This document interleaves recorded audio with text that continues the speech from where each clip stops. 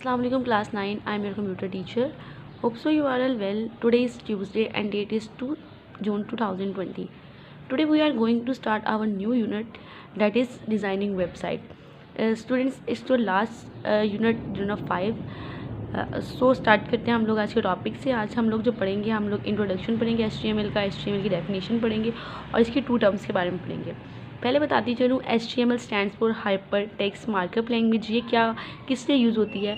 ये आप लोगों का वेब पेज बनाने के लिए हम लोग यूज़ करते हैं। हमारे पास बहुत सिंपल सी लैंग्वेज होती है, ठीक है।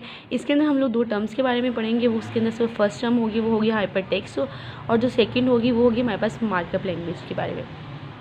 तो स्टार्ट करते हैं पहले इसके इंट्रोडक्शन से। स्टूडेंट्स, अगर हम लोग देखेंगे हम इस यूनिट में क्या क्या पढ़ेंगे, तो सबसे पहले हम लोग इसमें इंट्रोडक्शन टू HTML पढ़ेंगे, टेक्स्ट फॉर्मेटिंग पढ़ेंगे, देन हम इसमें क्रिएटिंग लिस्ट पढ़ेंगे, images and backgrounds, hyper links, creating table and than enough. तो स्टार्ट करते हैं हमारे इंट्रोडक्शन टू HTML का इंट्रोडक्शन क्या है बच्चों? जब आप वेब पेज तक एक्सेस हासिल करने के लिए एक वेब सर्वर को वेब ब्राउज़र के ज़रिए दरख्वास्त करते हैं, तब वेब सर्वर आपको HTML की शक्ल में क्या करता है, आंसर देता है, ठीक है। ये वेब ब्राउज़र इस HTML को अंडरस्टैंड करता है और एक वेब पेज की शक्ल में आपके सामने उस जवाब को क्या करता है, आपको दिखाता है या डिस्प्ले वगैरह करता है, ठीक है। दरअसल HTML वेब ब्राउज़र को बताती है कि वेब पेज में कंटेंट का जो स्ट्रक्चर है वो क्या होगा, ठीक है। सो ये हमारे पास था शॉर्ट सा HTML का इंट्रोडक्शन।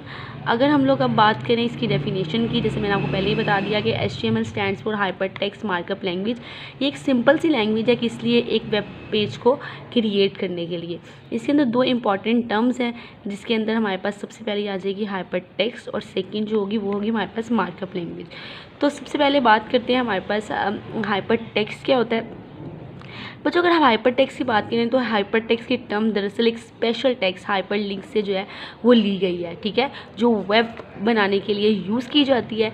इस लिंक पर क्लिक करने से हम एक पेज से क्या दूसरे पेज तक जो है वो जा सकते हैं, ठीक है। Hyper link world wide web पर सफरिंग करने के लिए यूज़ होती है। अगर इस डेफिनेशन की बात करें तो जो हमारे पास हाइपर लिंक है वो वर्ल्ड वाइड वेब पर नेविगेट करने के लिए यूज़ होती है, ठीक है। आगे हमारे पास मार्कअप लैंग्वेज की डेफिनेशन। ये डेफिनेशन है ऐसा चीज़ को आप लोग इसी तरह याद करेंगे। तो मार्कअप लैंग्वेज क्या होती है? वेब पेज में बहुत सारे जो आप लोगों के पास बहुत सारे टर्म्स को टैग के ज़रिए से क्या किया जाता है, जाहिर किया जाता है या लिखा जाता है। फॉर एग्जांपल, अगर आप वेब पेज पर एक पैराग्राफ लिखना चाहते हैं तो आप लोग क्या करेंगे, ये P को यूज़ करेंगे, इसका स्टार्टिंग टैग होगा और ये क्लोजिंग टैग होगा, और यहाँ पे आप लोग दरमियान में कोई भी पेज लिखेंगे। जैसे आप लोगों को इधर एग्जांपल में दिखाया गया हुआ है, देखें, here P shows making paragraph opening tag, ये और ये क्लोजिंग टैग है। ये ओपनिंग था, ये क्लोजिंग था, means making of paragraph closing tag, जैसे इसने बता दिया। अब आप लोगों को फिगर 1 में दिखाया गया, जिससे अब आप लोगों ने इधर तो पैराग्राफ में लिखा है, एक लाइन लिखी है कि P I am a student, और P क्लोज टैग आप लोगों ने इसमें लाजमी करना होता है। तो ये आप लोगों का I am a स्टूडेंट आपके पेज पे प्रिंट कर देगा। इसी तरह आई एम इन क्लास 9 है तो ये उसका ओपनिंग टैग, ये क्लोजिंग टैग। देन उसने I am a computer I in computer session, ये भी उसने पैराग्राफ की शक्ल में लिखा। I am a computer, I have a computer, ये भी उसने पैराग्राफ की शेप में लिखा, शक्ल में लिखा। अब देखें इधर उन्होंने एग्जांपल दिया है, example of tag in HTML। अब पैराग्राफ की उसने दी है, ये ओपनिंग टैग हो गया, closing tag my cat is very grumpy, तो ये कंटेंट था और ये उसके एलिमेंट्स है। इसको एलिमेंट्स बोलेंगे और इसको कंटेंट बोलेंगे। Sorry students, this word is grumpy. So ये आपके पास कंटेंट हो गया और ये एलिमेंट हो गया।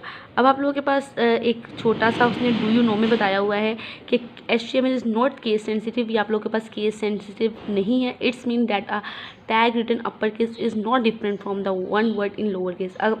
इसका मतलब यही है कि अगर आपका बड़ा ए, जो आपके बड़े ए का मतलब है वही आपके छोटे ए का मतलब होगा। जैसे for example the paragraph tag P can be written as ये। अगर आप लोग चाहें तो आप लोग पैराग्राफ का P इस तरह लिख सकते हैं और इस तरह लिख सकते हैं, इससे कोई फ़र्क नहीं पड़ेगा। केस सेंसिटिव मीन होता है आप लोग चाहे बड़े में लिख लो चाहे छोटे में लिख लो, इससे कोई फ़र्क नहीं पड़ता। सो आप लोगों के पास नेक्स्ट टॉपिक है creating first web page and displaying it. इंशाल्लाह इसको हम लोग कल स्टार्ट करेंगे और साथ में आप लोगों को प्रैक्टिकल भी थोड़ा थोड़ा बताती जाऊँगी। सो आज आप लोगों का जो काम याद करने वाला है, आप लोग क्या करेंगे, HTML की डेफिनेशन याद करेंगे, हाइपरटेक्स्ट की डेफिनेशन याद करेंगे, मार्कअप लैंग्वेज की डेफिनेशन याद करेंगे, और ये पी टैग को तो तब मैं आप लोगों को इसको आप तब यूज़ करेंगे जब आप लोगों को वेब पेज जो क्रिएट करना आ जाएगा।